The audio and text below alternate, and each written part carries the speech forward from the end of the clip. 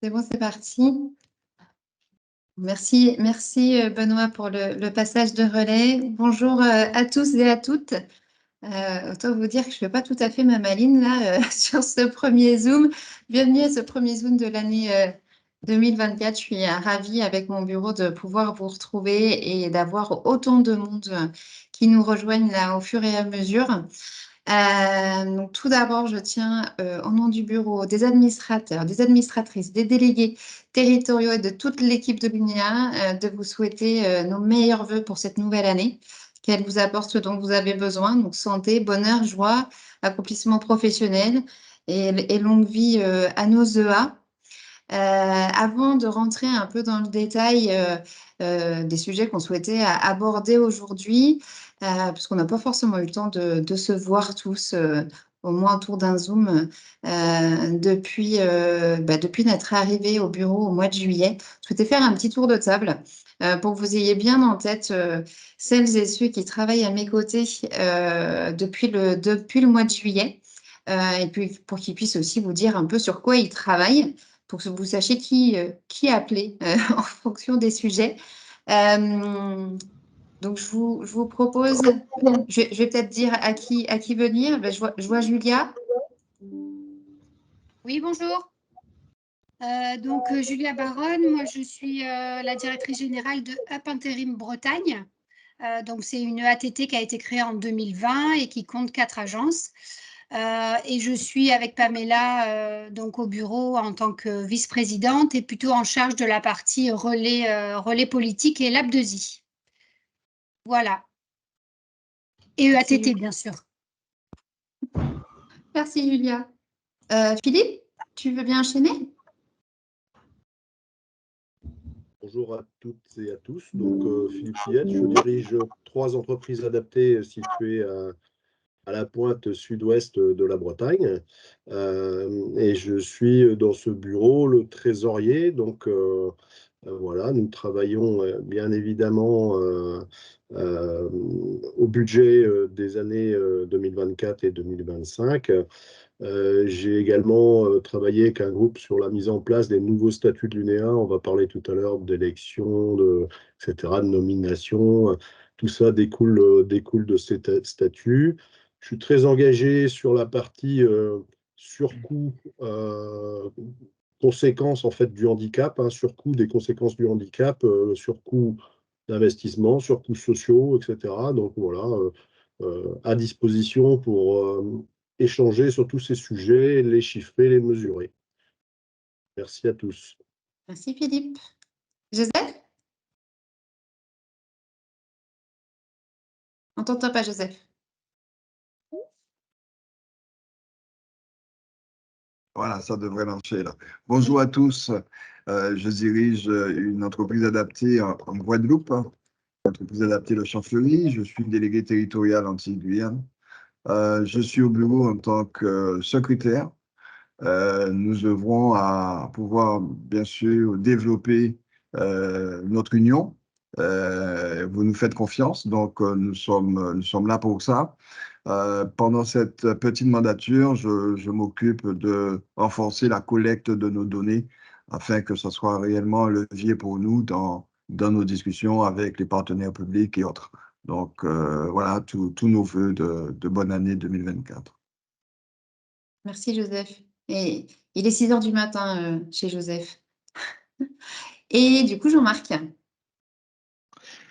Bonjour à toutes et à tous. Bonne année pour cette nouvelle année 2024. Moi, je suis Jean-Marc Formavon, je suis le directeur général adjoint du groupe associatif Handiup qui se situe en Haute-Saône, en Franche-Comté.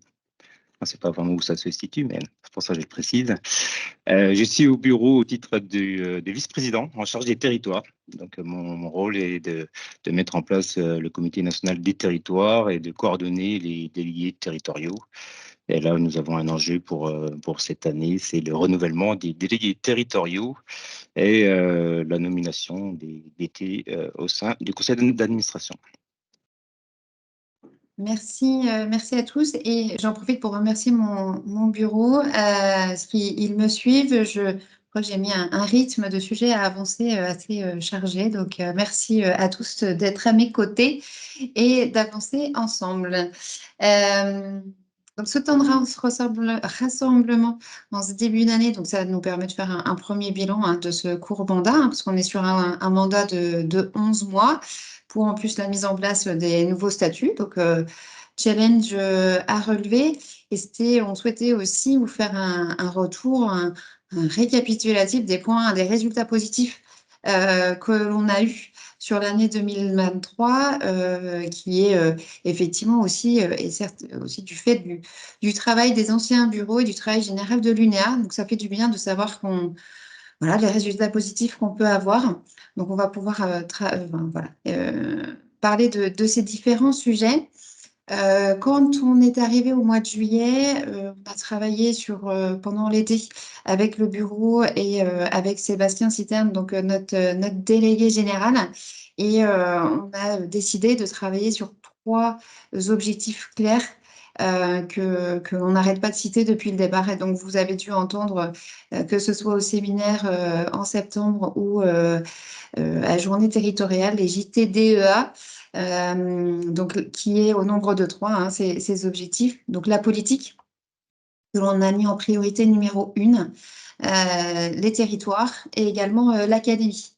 Donc, les principales avancées qu'on a eues sur le champ politique, tout d'abord, la continuité, suite à la continuité du travail qui a été mis en place par le bureau précédent sous la présidence de Sébastien Reynaud. Donc, c'est le travail sur la doctrine que l'on a réalisé avec le cabinet Anténor, qui est notre cabinet en relation publique. Donc, c'est un document que vous avez dû voir passer. J'espère que vous l'avez tous vu et lu. Donc, c'est un document qui est très important, puisque ça nous permet de savoir tous ce sur quoi on travaille et ce sur quoi on se bat. Donc, c'est un document qui doit vivre, puisqu'à chaque fois que l'on atteint un objectif, qu'on peut clôturer un sujet, l'objectif, c'est de le remplacer par un nouvel enjeu qui aura été remonté soit par les territoires, soit effectivement par le bureau ou les conseils d'administration, par exemple. Donc, c'est un sujet qu'on a lancé depuis le début d'année et qui, effectivement, nous permet d'avoir cette ligne de route politique. Nos principales avancées, donc l'inscription dans la loi de réforme des retraites et donc d'un possible départ à la retraite à 55 ans pour les travailleurs en situation de handicap. Donc, on est fiers de ce résultat. On a également dans la loi pour le plein emploi et désormais donc France Travail. Donc, rendre possible l'extension des droits ouverts par la reconnaissance de la qualité de travailleur handicapé aux bénéficiaires de l'OETH. La pérennisation du CDD tremplin, des EATT et aussi un travail dont on est fier au bureau, donc du motif de recours à l'intérim pour les BOETH. Vous devez le savoir également, mais on a réussi à avoir la suppression de l'application du délai de carence entre 2 contrats de mission durant le parcours d'insertion de salariés en EATT ou lorsque l'entreprise utilisatrice embauche le salarié. Nous avons eu également un budget qui a été à la hausse pour les EA dans le projet de loi de finances. Donc, ça va nous permettre de continuer et aussi le cumul du coup salaire AH dont nos salariés peuvent bénéficier pendant 2 ans. Et donc, ça, c'est une vraie avancée pour nous et pour gérer le retour à l'emploi de nos collaborateurs. L'un des derniers sujets dont on est aussi content, parce qu'on a réussi à l'avoir de manière assez rapide. Tu préfères Maurice? Pardon? Ah non. Je vais faire un. Oui, non, c'est que du coup, vu que je ne regarde pas l'écran, il n'y a pas de souci. Je les active et je te laisse remettre ton micro. Il n'y a pas de souci. Ah oui, pardon. Et donc, du coup, le dernier sujet, c'est l'exclusion du calcul du montant social, du net social, de l'ensemble des contributions correspondant à des garanties collectives, donc, dont la prévoyance complémentaire des salariés. C'est vrai qu'on a eu très rapidement cet été des remontées sur les effets de ce calcul. Donc, de par plusieurs champs et plusieurs liens que l'on a réussi à avoir, notamment Sébastien Citerne aussi, ça nous a permis effectivement d'avoir ce résultat assez rapidement. Donc voilà, on est content de ces sujets, je pense qu'on peut s'en féliciter. Et puis, de toute façon, on va continuer sur différents champs dont on parlera tout à l'heure pour défendre notre modèle. Donc le deuxième champ, le deuxième objectif, deuxième priorité, donc c'est les territoires. Donc avec le bureau, nous avions et nous avons toujours une volonté très forte de redynamiser les territoires, le lien de proximité avec nos OA. Donc c'est pour ça que j'ai nommé donc Jean-Marc qui s'est présenté tout à l'heure, donc vice-président au territoire. Donc il a pour objectif avec ses acolytes, donc je les ai pas vus, je sais pas s'ils sont connectés, je les ai pas vus. Donc Sébastien Nowitzki et Benoît Cordonnier, donc de lancer le comité national des territoires, de faire du lien avec les équipes de chargés de mission pour que nous soyons tous unis et que nous portions tous la même voix et que nous soyons tous là pour nos adhérents, puisque c'est pour vous qu'on travaille. D'ailleurs, donc comme vous le savez, dans le cadre du changement statutaire, donc les délégués régionaux deviennent délégués territoriaux, donc avec une inscription officielle dans les statuts. Et donc, il y aura jusqu'à 3 DT qui pourront donc du coup intégrer le conseil d'administration. Donc, à ce titre, les DT donc, vont être élus par le bureau pour 3 ans. Et donc, cette année, il y a une réélection de la totalité des DT qui va avoir lieu là dans les prochaines semaines, prochains mois, en tout cas avant le congrès. Et donc, les candidatures sont ouvertes à tous. Nous avons, voilà, c'est vraiment une possibilité aussi pour vous tous de pouvoir, si vous le souhaitez, candidater pour celles et ceux qui ont envie de s'investir. Et donc, on a réalisé, j'ai donné un challenge aux équipes la semaine dernière, donc de réaliser une vidéo donc qu'on va vous montrer pour mettre en avant la fonction de délégué territorial.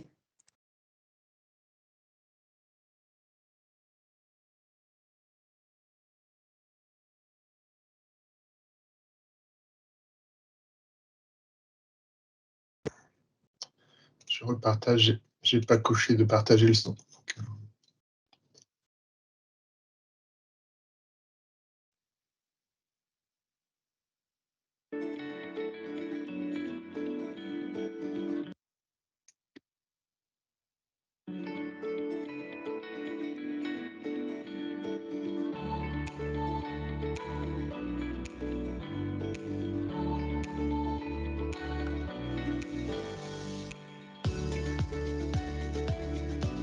Je mets en œuvre la feuille de route définie par le conseil d'administration et son bureau.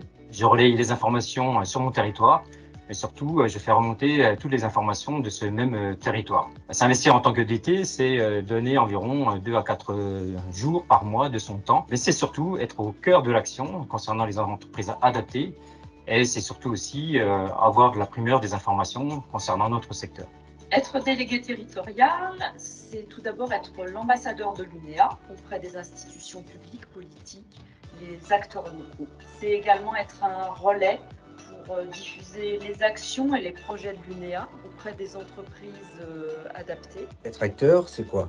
C'est être la courroie de transmission entre le national et le territoire, non pas pour faire que de l'info descendante, mais aussi et surtout pour refaire remonter de l'info pour qu'elle soit exposée auprès des pouvoirs publics et des politiques.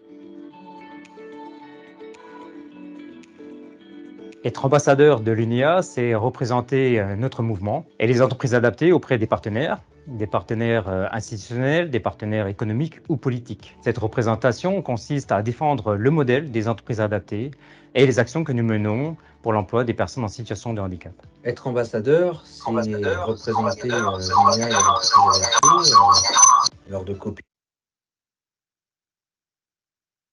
Par exemple, à la DRETS, au DETS, mais aussi participer à des réunions auprès de nos parties prenantes, comme les SPE, la région, etc.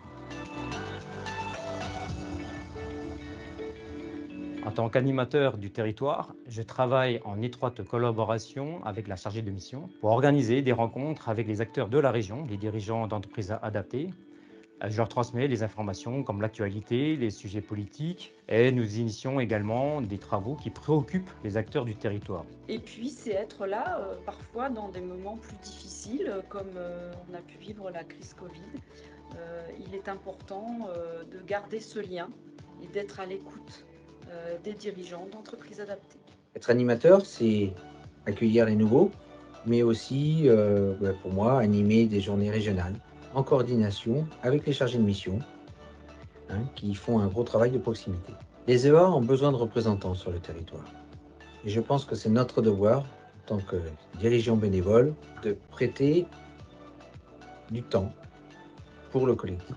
À chaque fois que je donne du temps pour l'UNEA, je prends du temps pour moi et pour mon entreprise. Ça me permet de prendre du recul, ça me permet d'avancer et de faire avancer mes entreprises adaptées.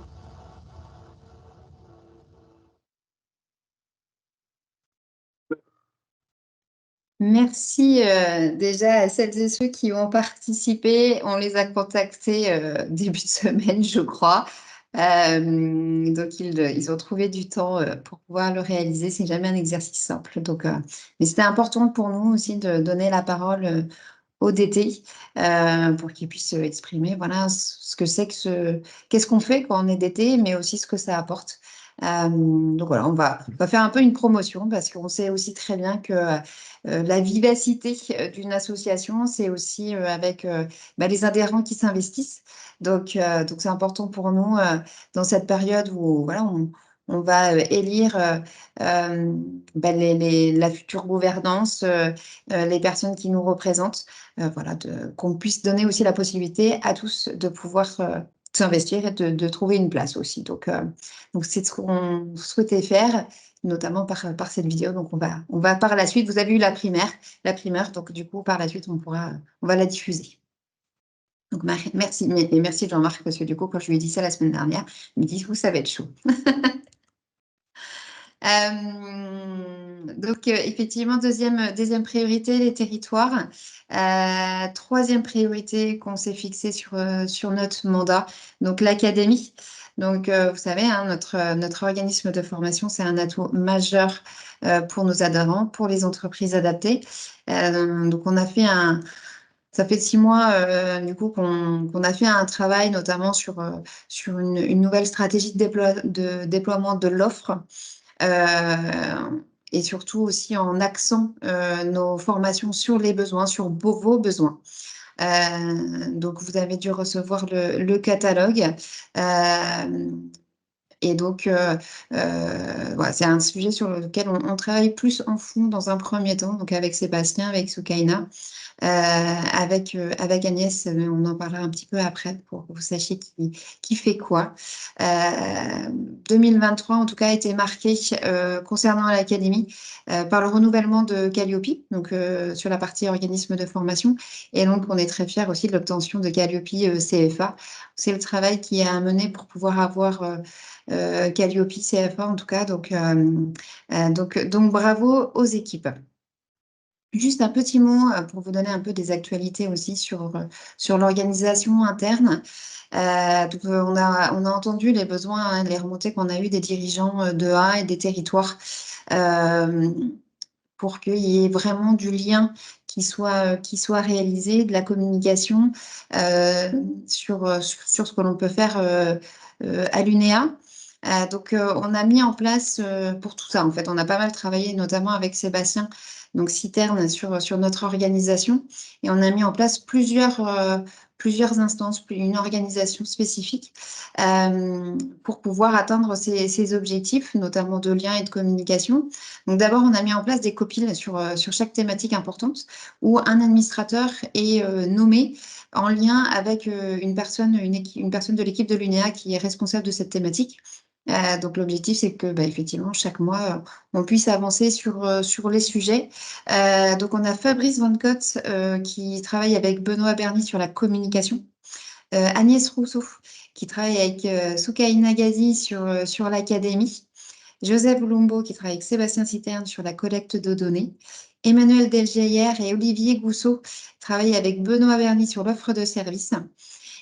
Julia Baronne et moi-même, donc on travaille avec Sébastien Citerne et le cabinet Anténor sur la partie politique, et donc Philippe Villette avec Mohamed Ranem sur la partie finance. L'objectif, c'était vraiment de mettre en place, on a mis en place une feuille de route sur notre mandat et l'objectif, c'est voilà, aussi de pouvoir donner aux uns et aux autres la possibilité d'avoir des responsabilités à l'UNEA et de faire avancer les sujets. Depuis que je suis arrivée, on voit bien l'ampleur de toutes les thématiques qu'il y a à suivre et il faut bien toutes ces forces vives autour du bureau pour pouvoir faire avancer les différents sujets de manière simple, efficace et aussi savoir communiquer effectivement dessus. Un autre champ, je vous le disais un petit peu en amont, hein, sur lequel nous voulions œuvrer, c'était la communication. Concrètement, on a un sujet à l'UNEA, c'est de faire savoir ce que l'on fait, faire savoir les différents travaux sur lesquels on est en train d'avancer. Donc, on a mis en place un comité paritaire, donc qui se retrouve une fois par trimestre, où toutes les personnes, donc équipes et élus, qui sont sur une thématique, se retrouvent pour pouvoir rendre compte de l'avancement de leur périmètre d'action. Donc, on l'a mis en place une fois. On a vu l'intérêt de communiquer, de dire ce sur quoi on avance. Et il y a eu un retour très positif de la mise en place de ce premier comité. Donc, on va voilà, avancer sur les suivants. Nous avons eu un sujet important et complexe à traiter sur ces 6 premiers mois de notre mandat, donc c'est les consortiums. Donc un bilan est en cours, hein, que ce soit en interne, mais également parce qu'il y a un bilan à faire au niveau de la DGEFP. Donc on a eu la chance de pouvoir porter avec force cette opportunité, hein, de mettre en place les consortiums. Néanmoins, il a fallu faire effectivement des choix sur comment est-ce qu'on pouvait continuer ou pas ces sujets. On sait que les consortiums, on sait que le lien, que monter des GME, pouvoir répondre à des marchés importants, c'est un sujet qui est important. Donc notre objectif aujourd'hui, c'est de pouvoir accompagner des structures qui vont pouvoir faire perdurer en fait ces GME. Donc en fait aujourd'hui, l'UNEA ne portera plus, en fait, on ne sera plus sur un portage des consortiums par l'UNEA. Et on est sur 6 mois, en fait, pour pouvoir, et on pourra vous présenter tout ça plus dans le détail au fil des mois, et notamment au congrès, quelle est la solution exacte qui va être mise en place. Donc, on a pas mal de propositions qui sont là. Notre prochain bureau, on rencontre un acteur avec qui on est en train de travailler. Donc, l'objectif, c'est de trouver des solutions pour que vous soyez accompagnés, vous, EA, mais également les donneurs d'ordre, à partir du moment où vous souhaitez mettre en place un GME, que ce soit dans la mise en place ou que ce soit dans le pilotage. On pourra rentrer dans le détail au fur et à mesure des mois. On n'a pas toutes les réponses aujourd'hui, mais on y travaille et vous aurez toutes les réponses au fur et à mesure. Dernière évolution qui permettra de faire un peu du lien avec les perspectives 2024, hein, c'est que donc, nous lançons des commissions. Donc, c'est toujours un binôme, hein, élu ou adhérent investi avec une chargée de mission, donc sur différents périmètres. Donc, il y a déjà eu de lancer la commission EATT et la commission sur le suivi socio-professionnel. Et donc, sur le premier semestre, nous allons lancer également d'autres thématiques, donc l'innovation sociale, recrutement, emploi, CDD tremplin et EA en centre pénitentiaire. Voilà un petit peu le tour du bilan 2023. L'objectif, c'est de vous en dire beaucoup et en même temps, c'est difficile parce qu'on pourrait prendre quelques minutes et quelques heures pour pouvoir tout vous expliquer. Le but, c'est d'être synthétique et de vous donner un peu de visibilité. Pour 2024, donc nous avons un moment important qui nous attend, qui est notre congrès fin mai. Et je crois que là, il y a également une vidéo.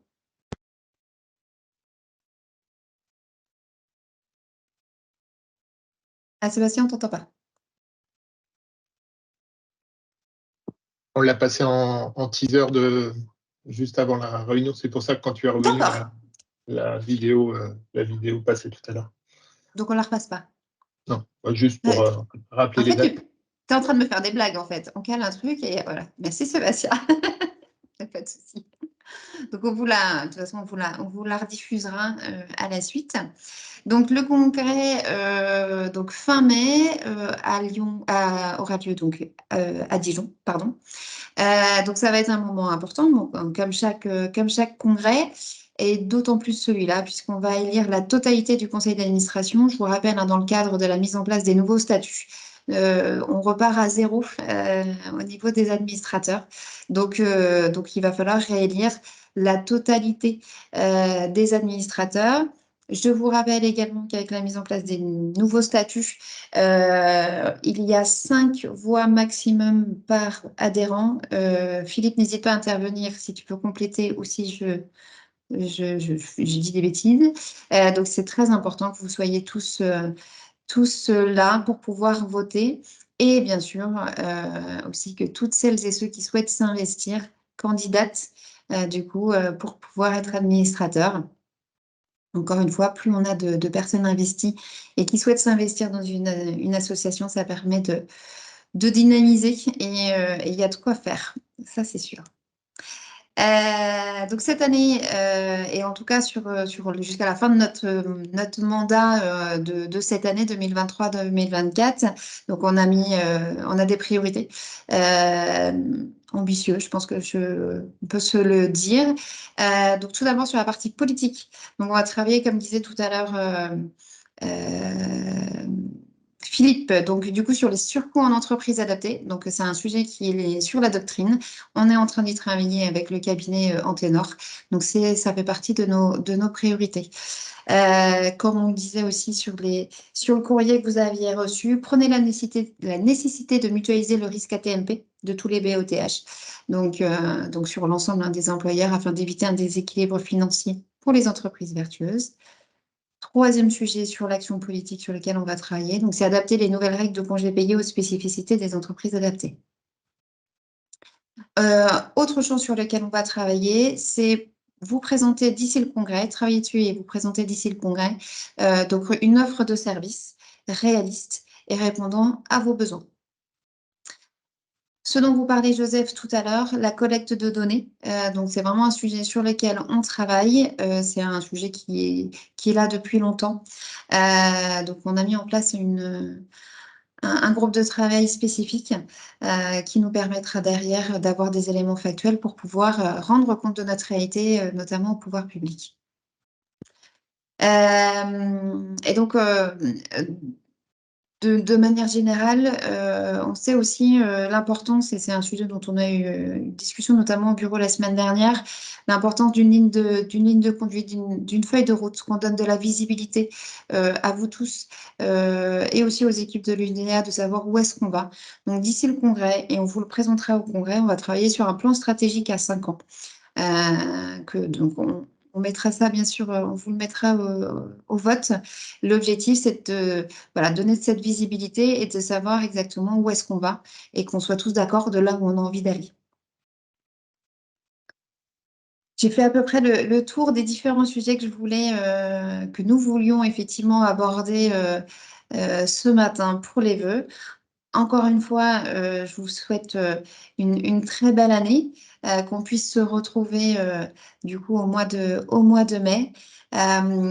Et sachez que le conseil d'administration, mais également le bureau, nous sommes engagés, nous resterons engagés pour travailler pour les entreprises adaptées et pour nos adhérents.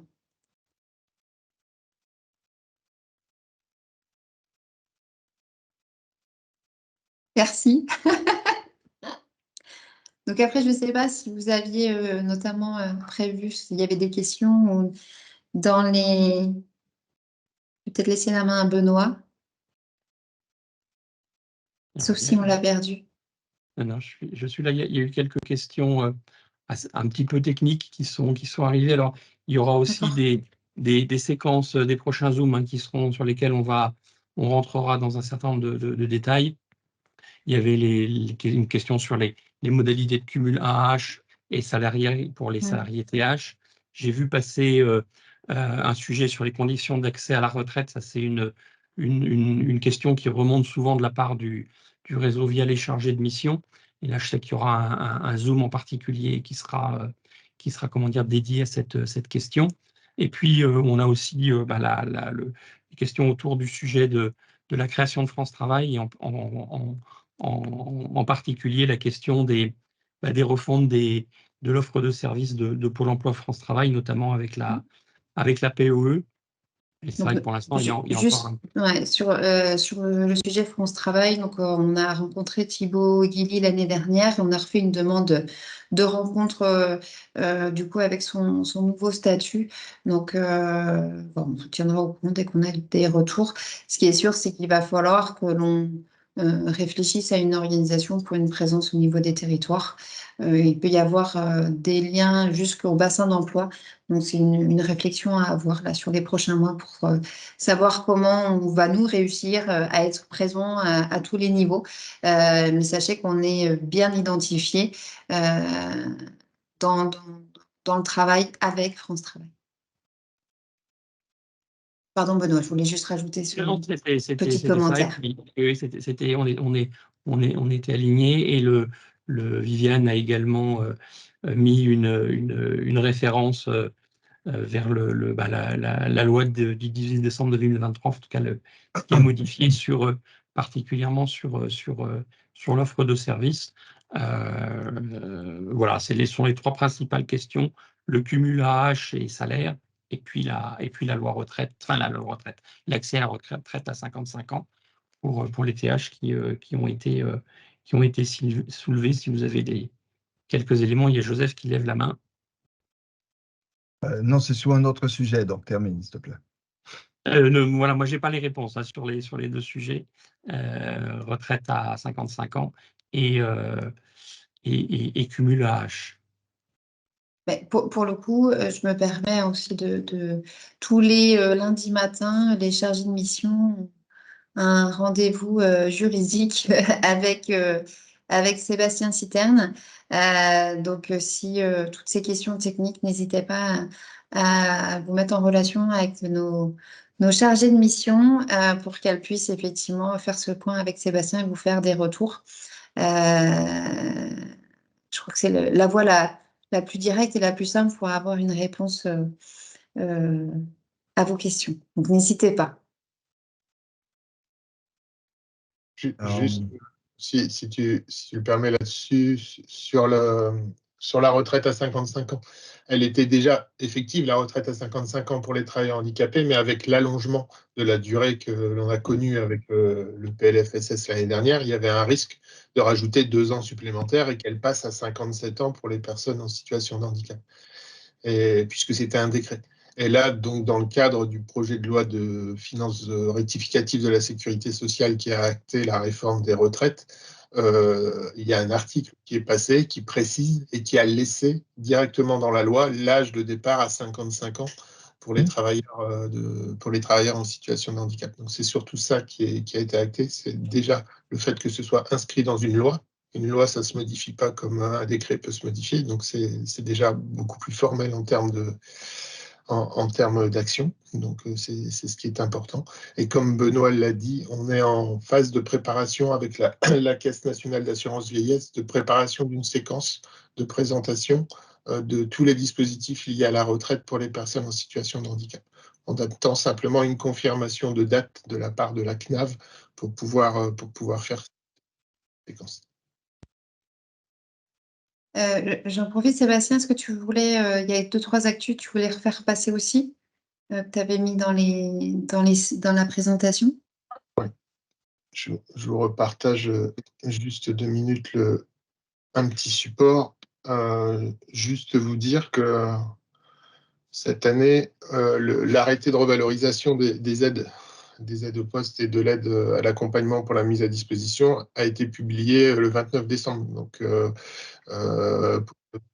et immédiate, donc ce qui veut dire que quand vous validerez votre bordereau, votre déclaration mensuelle d'aide au poste du mois de janvier, vous serez directement sur la bonne valeur du SMIC et la bonne valeur de l'aide au poste. C'est quand même assez rare qu'on l'ait aussitôt, donc cette année, de ce côté-là, ça a été important. Ne soyez pas surpris que les montants pour le CDD tremplin et l'entreprise adaptée de travail temporaire n'aient pas été publiés, puisque comme on est dans la pérennisation des deux dispositifs, on est en attente d'un décret en Conseil d'État qui doit paraître avant la fin du mois. Et dans le processus administratif et réglementaire, on ne peut pas sortir un arrêté avant que le décret ne soit publié. Donc, on doit attendre la publication du décret qui va venir confirmer les modalités de déploiement du CDD tremplin et de l'entreprise adaptée de travail temporaire. Et à la suite, un arrêté paraîtra pour fixer le montant des aides, mais qui sera revalorisé de la même façon. Et la mise à disposition, donc, au regard des montants. Une chose qui est passée aussi cet été, c'est qu'auparavant, jusqu'à cette année, il y avait un arrêté qui était publié tous les ans pour la reconduction des dossiers sur le premier quadrimestre de l'année pour pouvoir permettre la continuité du versement des aides. La DGOFP a acté différemment aujourd'hui et a voulu passer un décret qui ne sera plus modifié et qui fixe jusqu'à une date qui est fixée par arrêté. Et l'arrêté devrait la fixer, mais au plus tard, ce sera le 31 mai de l'année. La période pour laquelle on a une reconduction automatique de l'avenant financier de l'année précédente, juste pour garantir le paiement des... Il y a deux contraintes supplémentaires sur lesquelles j'attire votre attention et sur lesquelles il faudra être vigilant. C'est que si aucun avenant financier n'a été signé après le 31 mai, il y aura suspension systématique du paiement des aides, donc il faudra suivre par rapport à cette date. Septembre, cet avenant financier n'a pas été signé, l'ASP pourra procéder à la demande de reversement et de reversement des aides sur la période jusqu'au 31 mai. Donc, il faudra être très vigilant dans le cadre de la signature de vos avenants financiers, de ne pas dépasser ce délai pour l'avenant, en tout cas le premier avenant définitif de l'exercice de l'exercice en cours, donc de l'exercice 2024 pour cette année. Deux autres points sur lesquels on a dû agir à la demande de la DGFP et faire pas mal de relances en fin d'année et en ce début d'année, le dispositif de revue des habilitations et la dématérialisation de la signature des CPOM et des avenants financiers.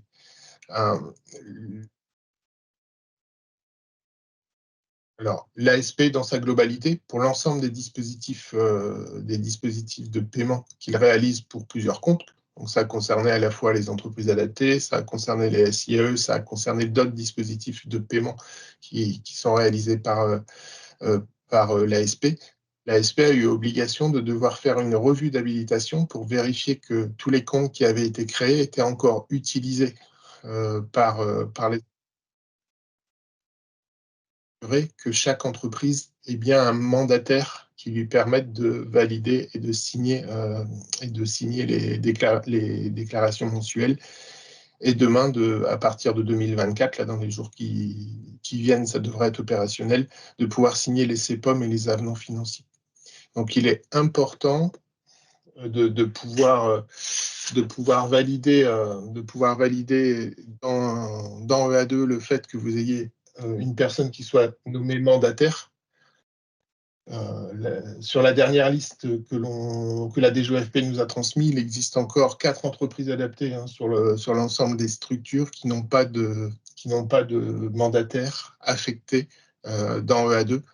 Ce qui veut dire qu'à aujourd'hui, elles ne peuvent plus valider leur déclaration mensuelle et elles ne pourront pas demain signer les avenants financiers et les CPOM de manière dématérialisée.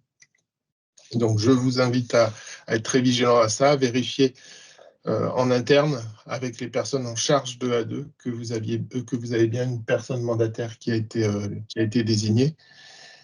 Il y a 2 fiches thématiques qui sont dédiées qui ont été réalisés par EA2, que l'on a communiqué, que les chargés de mission vous ont repoussé aussi à plusieurs reprises ou sont en capacité de vous remettre à disposition. Donc la campagne de revue d'habilitation, elle est terminée, elle a eu lieu au mois de novembre. Elle a quand même nécessité à certaines entreprises adaptées, un peu plus de 100 entreprises adaptées ont dû quand même recréer l'intégralité de leur compte mandataire parce qu'elles avaient passé la date. Donc c'est quand même parfois toujours un peu dommage d'avoir à recréer les éléments quand ils sont faits. Donc faites bien attention aux dates qui sont communiquées par l'ASP et par les DRET. Et la deuxième procédure qui va être active normalement à partir de la semaine prochaine, puisqu'on a atteint plus de 92% des structures qui ont validé le numéro de téléphone de leur mandataire dans EA2. Et à partir de 95%, la DGEFP validera définitivement le processus, ce qui ne veut dire que les CEPOM, comme les avenants financiers, ne se valideront plus du tout en version papier, mais se valideront tous définitivement de façon dématérialisée via EA2. Et c'est pour ça qu'on demandait un numéro de téléphone. C'est parce que pour un problème de double authentification, quand on validera un CEPOM et un avenant financier, on recevra un code qui sera renseigné dans EA2 pour pouvoir valider la démarche. Donc aujourd'hui, il reste encore une cinquantaine d'entreprises adaptées qui ne sont pas à jour et qui n'ont pas renseigné leur numéro de téléphone. Il faut savoir que, à mon avis, fin de semaine prochaine, la DGEFP aura atteint l'objectif de 95% et aura débloqué l'intégralité du dispositif et on passera en version dématérialisée. Donc, veillez à nouveau, vérifiez que tous les éléments sont bien validés dans votre dispositif EA2. Et c'est bien le mandataire, quand vous vous connectez avec un compte mandataire, c'est bien le mandataire qui doit avoir un numéro de téléphone validé dans l'outil.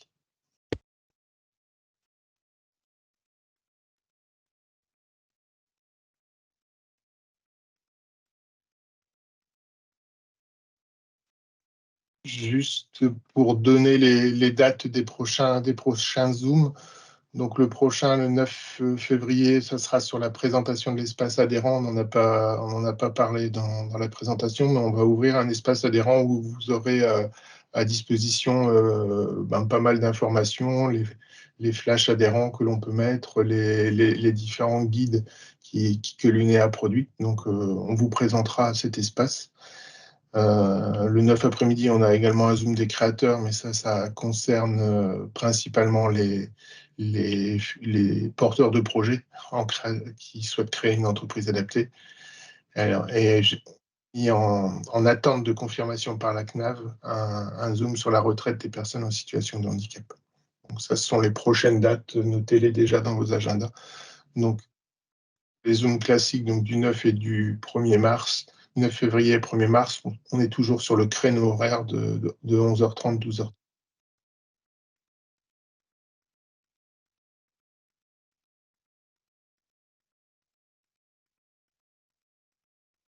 Je crois qu'on arrive à la fin. Ah, si, Joseph, tu voulais intervenir? Oui, simplement pour informer que dans l'espace adhérent, nous mettrons également à disposition une partie enquête. Si on a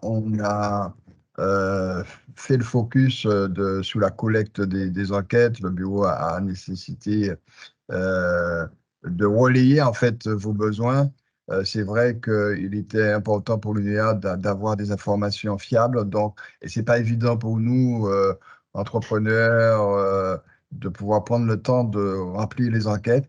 Mais on vous demandera pour cette première slave de pouvoir mobiliser un peu de temps pour fidéliser, je dirais, un panel sur lesquels on pourra compter pour la collecte des données. On commencera par les données de 2022. On essaiera de vous faciliter la tâche, sachant que votre temps est précieux, mais en retour, vous aurez également la possibilité de vous positionner sur les échantillons des EA de votre taille. Donc, il est important de consacrer du temps, vous ou vos équipes, à l'enquête, à la collecte qu'on va vous lancer, qui sera disponible dans l'espace adhérent. Voilà. On a besoin de vous. Oui. Parfait, merci beaucoup. Je crois qu'on va pouvoir clôturer ce Zoom. Non, pas encore. Philippe, tu voulais intervenir? Et je voulais juste rajouter, parce que c'est un sujet qu'on traite plus au sein de l'UNEA depuis de nombreuses années, on travaille plus par filière métier. Alors donc, vous voyez qu'on développe beaucoup d'énergie pour la mission qui est la professionnalisation des personnes en situation de handicap et donc la raison d'être de nos entreprises adaptées. Par contre, les uns les autres, on exerce un ou plusieurs métiers et parfois on est un peu en concurrence quand on est sur le même territoire. Donc, n'hésitez pas à solliciter les administrateurs, les élus, etc., qui exercent le même métier que vous dans une autre région, qui ne sont pas concurrents, pour échanger sur les pratiques, l'évolution des pratiques métiers. Je crois que c'est aussi ce qui fait la richesse de notre réseau, donc il faut absolument que tout le monde en profite. Ne restez pas dans votre coin, prenez le téléphone, n'hésitez pas, venez visiter si ça vous intéresse, etc. Enfin, on est là aussi pour ça, quoi. Merci Philippe. S'il y a d'autres questions sur lesquelles on n'a pas répondu, je pense que Benoît peut dire qu'on apportera des réponses à la suite. Benoît, Sébastien, Oui, si que vous ne restiez pas sans réponse. Il y a potentiellement deux questions majeures là, qui est remontée. La question du couplage avec la DSN.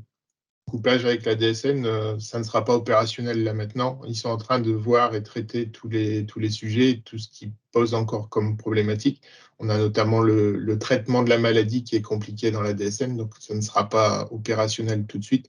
Aujourd'hui, l'outil permet surtout de remonter les écarts qu'il peut y avoir, et notamment les écarts d'affectation d'établissement qui sont fréquents.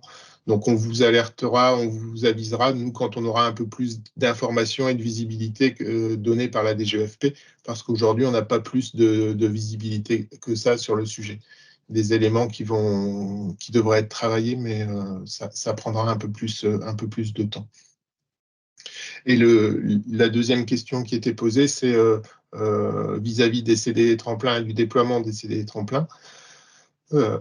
Aujourd'hui, on est en attente du décret de publication pour savoir comment on va procéder et comment les structures qui ne sont aujourd'hui pas habilitées vont pouvoir mobiliser le CDD tremplin. Puisqu'on ne sera plus dans une démarche expérimentale avec la nécessité de passer en comité national, puisque c'est un comité national qui valide les expérimentations. On ne sera plus dans ce cas-là.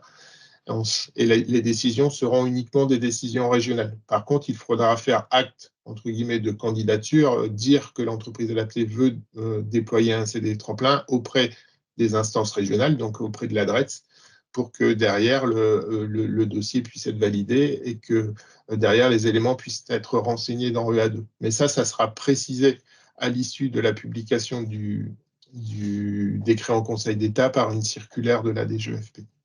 Donc, je pense qu'avant fin février, ça sera difficile d'avoir des informations sur ce sujet.